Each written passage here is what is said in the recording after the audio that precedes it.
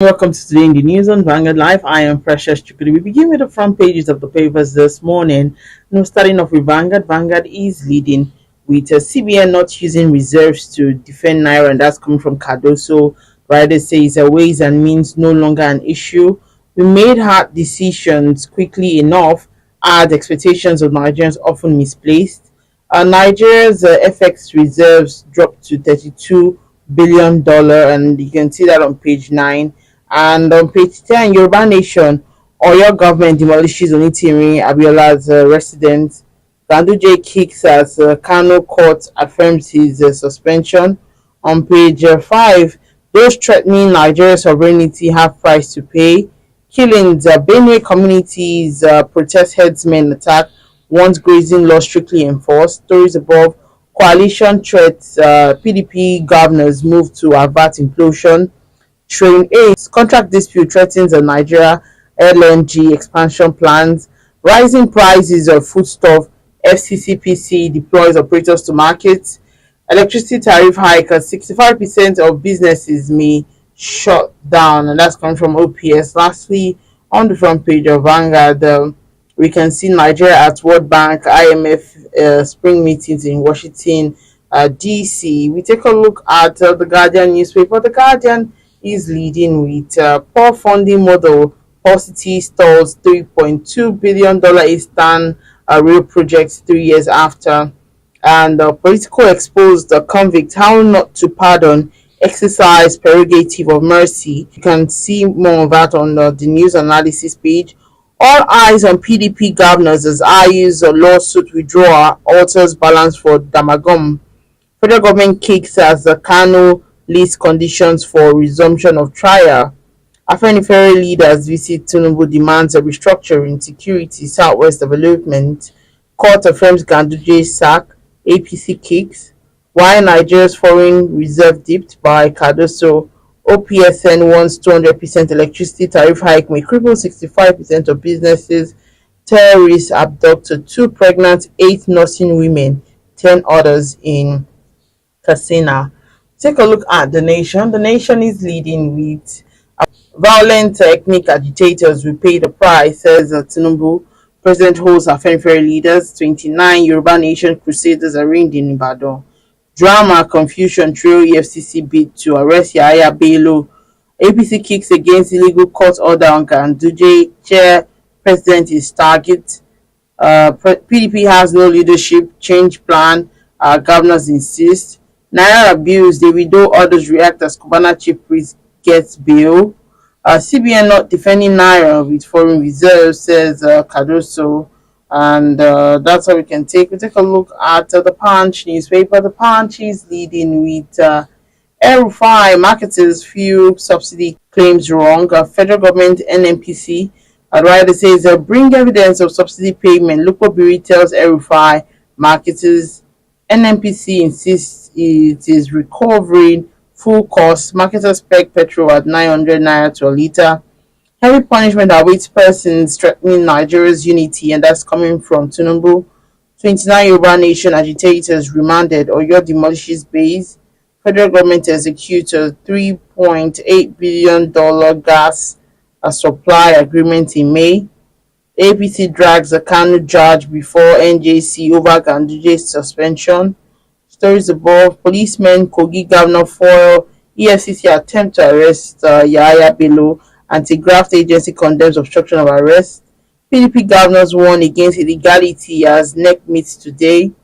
And lastly, on the front page of the Punch newspaper, CARDOSO links depleting reserves to debt repayment. CBN stops bank from lending 50% of deposits. And that's how we can take on the front pages of the papers. Join us after the break. We'll be right back.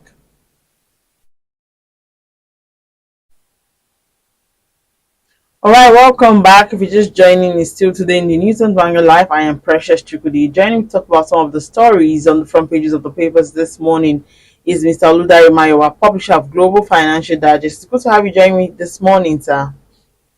Yeah, good morning, Precious. Thanks for having me today. All right, let's delve in. And of course, there are speculations that the CBN pumped forex into the market to dwarf demand pressure and shore up the value of the local currency, of which the CBN governor has come out to say that the CBN is not defending the Naira with the nation's foreign reserve. What's your take on that? Thank you very much. First of all, there's nothing wrong in CBN using the foreign reserve to defend the Naira. That's the purpose was established for. And when you have a reserve, is to use to back up your currency. Your reserve is a sort of that you have enough dollar to pay for any request for dollar. So there's nothing wrong in using the reserve to defend the Naira. So we have to correct that impression. And secondly, if the CBN government say they are not using the reserve to defend the Naira, then where is the source of the dollar they are used to sell to the Burundi chain, to sell to other end users? You need to be very clear about that one. There have to be transparency where they are getting, what is the source of dollars they are using to sell. They are selling in the market, in the foreign exchange market, either to the Burundi chain or to the official market. So if there is no clarification for that one, they were left with the only conjunction that the dollar is coming from the foreign exchange. The foreign exchange reserves. And like I said, there's nothing wrong in using that too. But they have to be very clear. There has to be a clarity on where the source of the dollar they are spending in terms of selling to modulate the price of dollars in the market. So for me, they need clarity, even to clarify to the people, to be very transparent in their foreign exchange management, so that people can have confidence in the system. All right, moving on. The president has warned against warned ethnic agitators that there's going to be a price to pay for threatening Nigeria's sovereignty. And how do you react? Because we know that this is coming against the backdrop of the Oyo invasion. It's unfortunate that over the years, the government have been tolerating this level of agitation. That is treasonable felony, treasonable offense for anybody to challenge the sovereignty of a nation. And people have been violating the rules, the laws, by openly canvassing for the disembarkment of Nigeria as a nation. There's purpose. If you want to agitate, there's a legitimate channel to do that. Rather than carrying arms against the nation, against the constitution, against the law of the land for individual or group of people to carry law and to carry arms to fight the country, to wage war against the country they belong to. So government to be very decisive in dealing with those agitators and arrest the issue. Otherwise, there will be splinter, there will be multiply effect. People will just take it for granted that they can just rise up one day to get popularity, to get support from foreign country, and start making all manner of statements which threaten the stability, the unity and stability of this nation. So it is in the hand of the government to actually prove that they can defend this country against both external aggression and against internal aggression. Internal aggression are the people who are just saying, oh, I call Yoruba nation, whatever the nation they are calling. For example, those who are calling Yoruba nation, where they have a conference with the Yoruba people to say they are fully out of this country. Why should individuals just form themselves to a group and speaking on behalf of people who do not have the authority to speak on their behalf? So these are the challenges that government to put in, currently put in their place, put them in their place and ensure that whatever who are behind this thing are arrested and prosecuted effectively. That's only we can have a respite from all of this agitation. Otherwise, we are going to have it multiply in all of this place for people who want to use it to gain popularity, who want to probably explore the beneficial impact of it. But like I said, government to be very decisive and decisively deal with them. All right. In terms of speaking about government's decisiveness, how do you think they can ensure that this situation does not repeat itself? Also, one of the suspects, when she was questioned, she said that she was being promised that there will be an end to starvation in her life. And I'm beginning to think in my head, what would make anyone even decide to do a thing like that, knowing the consequences of that? Yes, of course. When you look at the Boko Haram and the terrorists, the people behind it are exploiting the fact that Nigeria are going through economic hardship and there are poverty in the land. So they have the army, they have a pool of army of youths unemployed people to recruit their followers in order to perpetuate what they are doing. So government need to work on that area to ensure that reduce to barest minimum poverty in the country. These are the things that there is when people are disenchanted, when people are hungry, when people are not gainfully employed, then they will be there's a say that say I do hands is the work of the devil. So to say people are idle and not having work to do and they are hungry, they resort to self-help and that's what they are doing. And those who are leaders of those group are exploiting the situation in this country to recruit these people with their nefarious activities. So government one, apart from government dealing with them, arresting the leaders and the culprits, government to really address the issue of poverty in the country so that they can reduce the level of people who are disenchanted against the country who want to resort to self-help. So it's a multiple action that government to take. Number address the poverty in the land, address the economic issue in the country, and ensure that more people are gainfully employed. Then deal with those people who are sponsoring these insurgents against the country, and then we shall have peace in the country. All right, let's move ahead and talk about this. And the organized private sector in Nigeria has warned that, the recent hike in electricity tariff may force over 65% of businesses in the country to shut down. And they've also called on the federal government to reverse the increase. What's your take on this, categorization of bands, and the level of the light level has really dropped? What do you make of that and the impact on businesses? Ordinarily, we would have said if government want to increase the tariff for electricity and they ensure that they have adequate supply to the people. I think it's cheaper for whoever, either the industrial, the individuals, if you have a steady general supply of electricity in terms of cost effectiveness, it's cheaper. But unfortunately, we don't have that supply guaranteed. We don't have adequate in the number, the megawatt we require to supply the industrial. They need to do first is to ensure that they are generating enough, they are able to meet the need of the consumer before they can do a tariff review. I will see it from that perspective.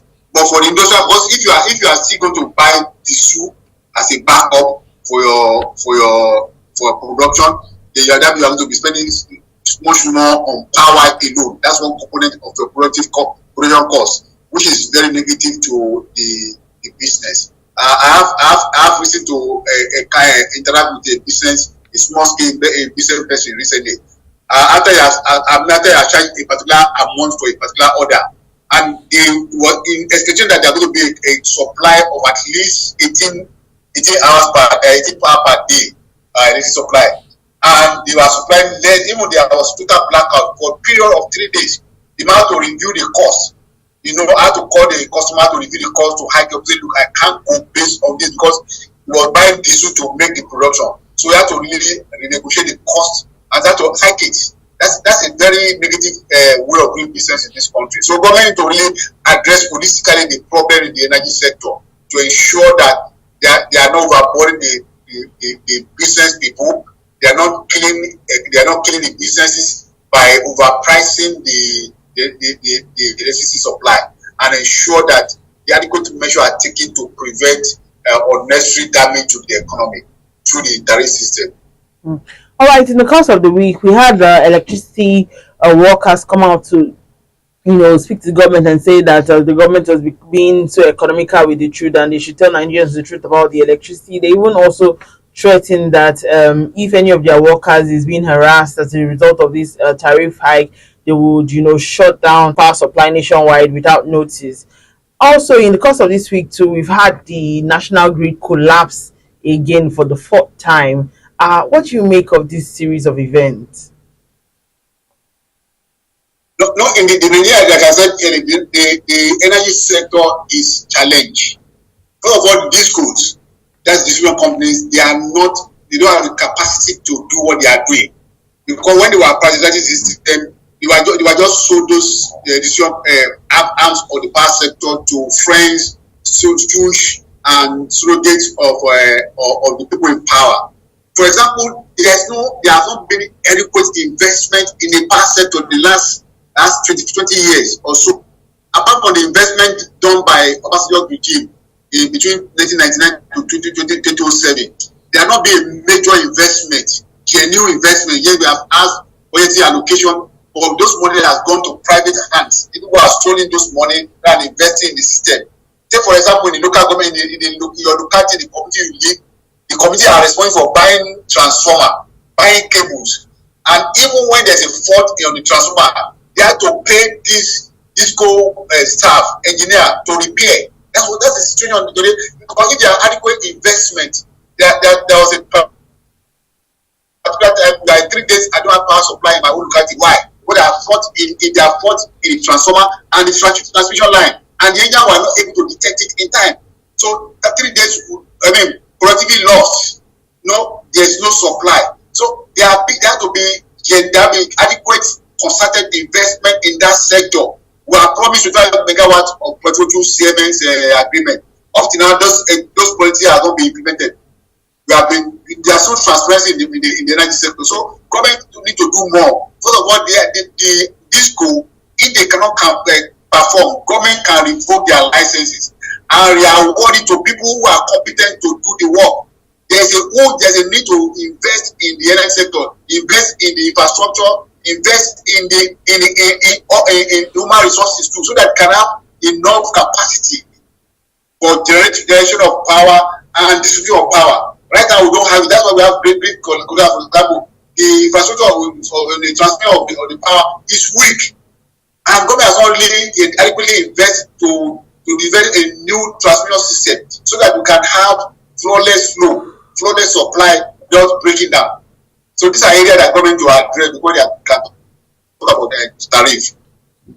All right, let's move ahead and talk about this one now. The Federal Competition and Consumer Protection Commission (FCCPC) has said that they will take steps to protect consumers regarding the continued rise in prices of goods and services despite the recent appreciation of the Naira against the dollar. What are your thoughts? How can it really prevent it? So that I laugh at some misstatements made by government officials. How do you want to prevent the expansion of prices in the market? You don't have a production, you don't produce, you don't supply the market. There's some way you can intervene. This is a free economy. There's some way government can intervene in the price system. What government can do is to enact right policy to ensure there's increased productivity. If there's increased productivity in the economy, the price will definitely crash. But if there's no increase in productivity, if there's a shortage of supply of goods and services in the system, then there's no way the price will not continue to go up. Then what is responsible for price going up is a factor of production. The cost of production is part of the major which in terms of dollars price, terms of interest rates, how much the producer are borrowing to finance their productivities. The power supply is part of the disadvantage the producer are having. So all these things need to be addressed by government, not that government will intervene in the price system. Government does not have business intervene in the price system because they don't control production. What government to do is to invest. They want to ensure that the Naira is appreciating. They support the Naira to be appreciated against the dollar. They support, they reduce the cost of tariff in the top and the point so that people can clear their goods in the right time, and they reduce the cost of tariff. Then secondly, government to invest in the infrastructure, road transportations. Then the farm, for example, government to ensure that the crop is secured in those such areas so that people can go back to farm and produce food. And if farmers are going back to farm, there will be an increase in productivity of foods, food, so that they can supply the market. And if there is an increase in production, definitely the price will come down. That's the way to address the pricing, not for government to intervene. Intervention of government is in policy, intervention in ensuring that increased productivities. If they're able to do that effectively, then you come to witness price reduction across board. But do you think that some producers might, be intentionally padding their prices? Government, the business people will take advantage of shortage of supply, and if they know that their supply is inadequate, then they will take advantage of that. That's business, that's capitalism for you. But what government could do is that if there's a massive supply of food or goods and services in the system, there's no way somebody will hoard the materials and say want to take advantage and increase the price. That's what happened to petroleum sector, for example. If there's no adequate supply of fuel in the market, the petrol station will hoard it and start increasing the price as I sell it to the black market to make a maximum gain. And that's capitalism. That's people exploiting the system. But if there's adequate supply, you flood, for example, you flood the market with supply, and people are having have access to more supply. There won't be any need for people to hoard it or to manipulate the price system. So government to do enough to ensure that we have increased productivity through policy measure of lower interest rates, lower exchange rates, and lower tariff and incentive to producer. Price will come down definitely. That's what the system is all about. Mm-hmm. All right, so let's take a look at Mr. and Mrs. Mrs. is speaking. She said, "You gave your sister 150,000 naira. You gave me the same amount. Your sister is just your sister. I am your wife, mother of your children, confidant, chef, manager, prayer warrior, friend, and banker." And then Mr. replies and says, "Okay, how much for these titles?" And that to increase what is given to the wife so that you won't get all those harassment or comparison. But the wife already told him his duty at the home, chef, companion, the rest, and even the sister is not really doing that for him. So the woman, I'll back the woman for what he's saying really. So the man to increase the take away for the woman so that she can be happy and the family can be at peace. All right, thank you so much. That's a good one, really. Yeah, all right, thank you so much, Mr. Udaimayowa, publisher of Global Financial Digest. Thank you for sharing your thought with us this morning. Thank you for having me this morning, and have a lovely day. Yeah, likewise. Also, remember that you can equally like, share, and subscribe on all our social media platforms showing on your screen. To find out up-to-date stories, go to our website, www.vanguardnj.com, to find out more. I am Precious Chukudi. Thank you for